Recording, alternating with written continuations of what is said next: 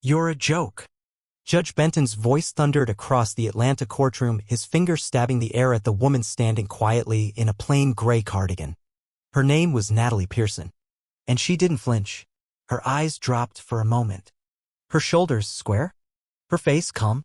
Around her, attorneys in expensive suits chuckled under their breath as if they'd already won. But beneath Natalie's modest appearance, behind the soft-spoken words and worn leather binder, was a former legal prodigy they hadn't seen coming. When the gavel struck again, Natalie lifted her head, opened that old binder, and uttered 6 words that turned the air cold. "Your Honor, I'd like to present Exhibit C." The courtroom stilled. No one laughed after that. The sun filtered gently through the sheer curtains of Natalie's kitchen, casting a golden glow over chipped countertops and time-worn floorboards. The small house sat tucked on a narrow block in Atlanta's Magnolia Grove district, a place that carried more history than the glimmering condos rising across town. At 35, Natalie moved with quiet purpose, preparing her morning tea while her calico cat perched on the windowsill. This wasn't the life she'd imagined after graduating top of her class from Emory Law. Back then, she'd worn tailored blazers and walked the halls of the elite firm Morgan, Steele, and Hanover. But now she wore gardening gloves more often than courtroom heels. This house, passed down from her grandmother and great-grandmother before that, had become her world. Worn furniture told stories. Floorboards groaned with memory. It was home. Her phone buzzed with a message. "We're all praying for you, sweetheart. Be strong. Miss Corinne." Natalie smiled. Miss Corinne lived next door and was 92 if she was a day. She'd already signed over her deed to the developers, but she believed in Natalie. Believed she might still save what was left of Magnolia Grove. 3 months earlier, a letter had arrived. Harwood Realty Group intended to buy out 20 homes on Natalie's block to make way for elevated living spaces. The offer, while pitched as generous, barely acknowledged the home's real value, much less their history. While neighbors panicked, many signing in desperation, Natalie had gone quiet. She did what she always did when backed into a corner. She researched. The company's tentacles stretched wide into City Hall, into banks, and into Judge Benton's own country club. The odds were impossible. But Natalie had something they didn't. The truth. She picked up the worn leather binder she'd filled page by page with documents from county records, state archives, and family boxes buried in her attic. Inside was a story no luxury developer had bothered to read, one about legacy, resilience, and a neighborhood born from ashes. Stepping onto her front porch, she looked down the street and waved to Mr. Earl watering his tulips. The Hargrove twins were chasing each other with backpacks flapping, racing toward the school bus. Across the street, the community garden she helped plant was blooming with early tomatoes. This wasn't just a block. It was history, and she wasn't giving it up without a fight. A black SUV slowed beside her. The tinted window rolled down. A voice, familiar, smooth, calculating, called her name. Natalie.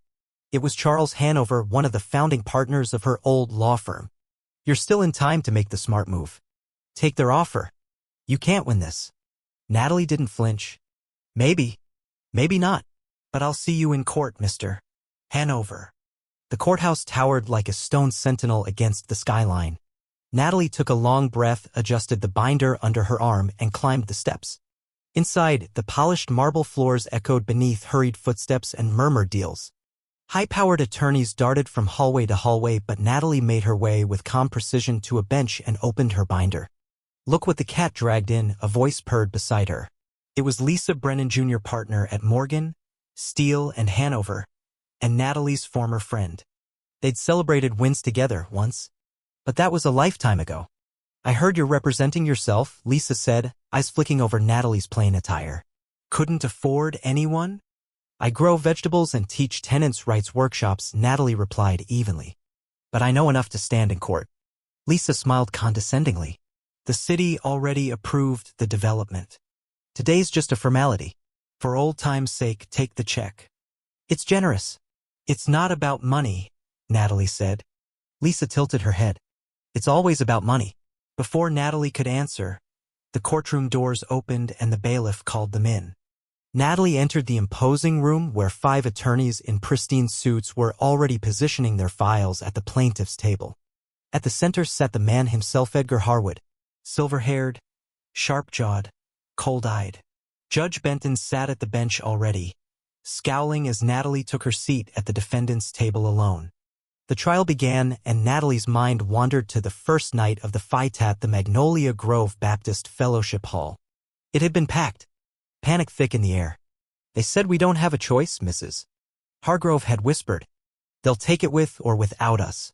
Natalie had listened, fists clenched, as Harwood's smooth-talking rep explained that progress waits for no one. Later that night, she returned home, poured tea, and opened her grandmother's old chest inside, faded maps, church bulletins, and a tattered journal. Her great-grandmother, Lillian Pearson, had once turned that very house into a hub for civil rights organizers.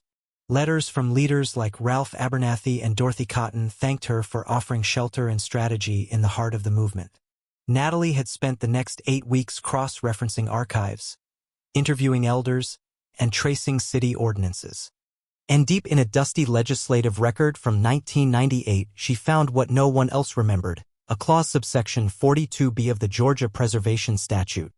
It protected neighborhoods with significant historical relevance to underrepresented communities from eminent domain seizures.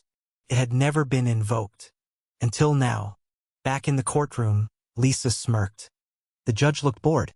"Natalie Pearson, representing herself?" Judge Benton said, barely masking disdain.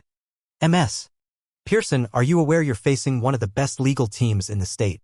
"I am, Your Honor." "And you still believe you can represent your entire block in this matter?" "Yes, Your Honor. I have the law on my side." Charles Hanover rose. "Your Honor, we've offered a fair settlement.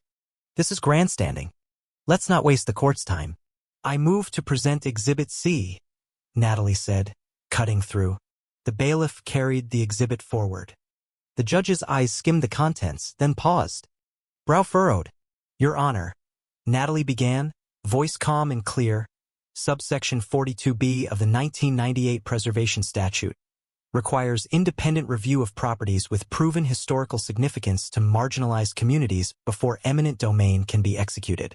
Magnolia Grove qualifies. Hanover leapt to his feet. "Objection. This provision is obscure and irrelevant." "It's not obscure," Natalie shot back, just ignored. She turned to the judge. "Page 287, paragraph 6.